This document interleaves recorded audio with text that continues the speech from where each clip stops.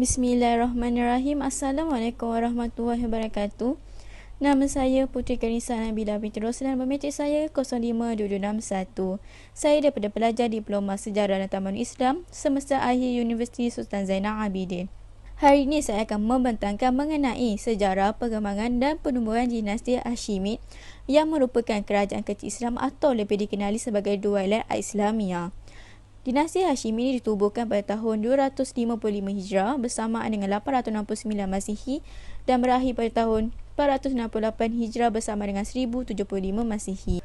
Okey, kita pergi pada isi kandungan perbentangan ini. Yang pertama ialah pengenalan, yang kedua penyataan masalah, yang ketiga objektif, yang keempat hasil kajian, yang kelima metod kajian dan yang terakhir kesimpulan. Okey, saya akan pergi kepada pengenalan dinasti Hashimid.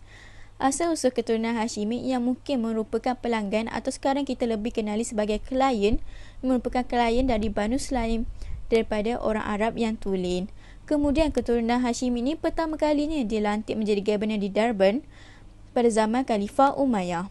Jawatan Gabenor ini diteruskan sehingga pemerintahan Khalifah Abbasiyah. Namun, disebabkan kekacauan dalam pemerintahan Khalifah Abbasiyah pada pertengahan abad ke-9, Hashim bin Suraka As-Sulami yang masih menjadi Gabenor Abbasiyah di Darban ketika itu menyatakan dirinya bebas dari kerajaan Bani Abbasiyah.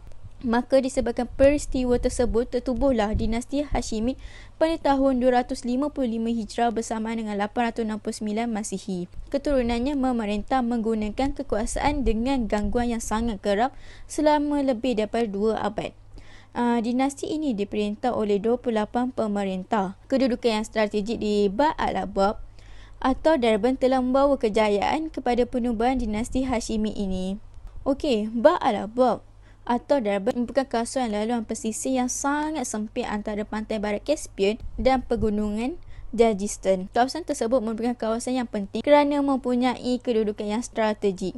Sebab itulah kubu Islam yang kuat seperti Sarir menentang orang-orang Stepa di utara Khazar Turki. Selain itu, kawasan tersebut merupakan pelabuhan yang sangat sibuk kerana berlakunya pertambahan perdagangan laut Kaspia dan pertambahan tempat lalu lintas budak dari Stepa Rusia Selatan yang menyebabkan kawasan ini menjadi sangat makmur. Darban atau Ba' al-Abwab ni sekarang lebih berada di bawah kekuasaan Republic of Dagestan Rusia. So, siapakah orang Stepa ni kan? Masyarakat Stepa ni dipercayai berasal daripada masyarakat pertanian di sekitar Laut Hitam. Mereka ni semakin banyak bergantung pada lembu, domba, kuda domestik dan kemudian berkembang ke arah timur sebagai tindak balas terhadap perubahan persekitaran dan keperluan peningkatan padang rumput. So, orang Stepa ni secara umumnya merupakan masyarakat pertanian. Walau bagaimanapun, dinasti ini jatuh pada tahun 468 Hijrah bersama dengan 1075 Masihi akibat daripada ketidakstabilan pemerintahan Hashimid.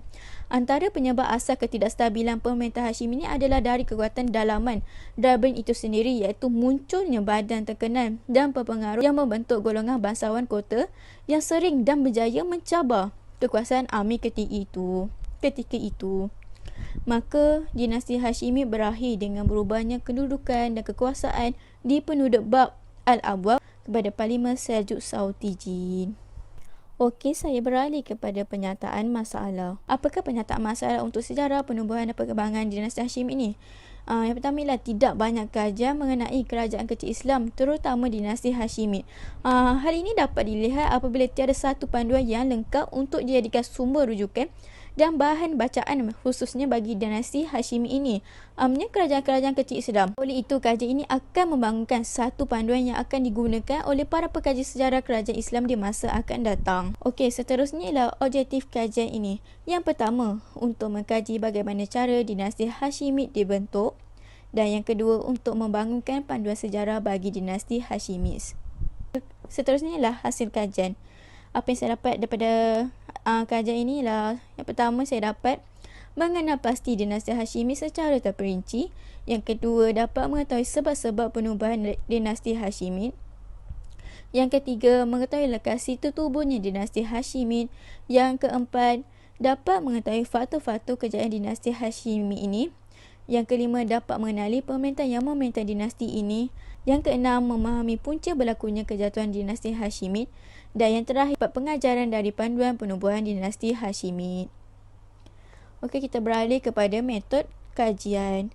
Kajian ini mengadaptasi metod kajian kualitatif. Kajian ini dimulakan dengan menganalisis data dari sumber internet.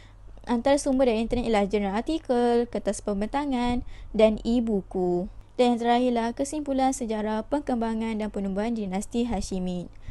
Kesimpulannya, kajian ini dapat menghasilkan satu panduan untuk para pekaji dan pelajar sejarah untuk digunakan bagi mengkaji sejarah kerajaan kecil Islam, khususnya dinasti Hashimid. Hal ini akan memberi impak yang sangat besar kepada para pengkaji sejarah agar masyarakat mengetahui mengenai dinasti Hashimid ini secara lebih terperinci. Itu sahaja pembentangan saya. Sekian, terima kasih.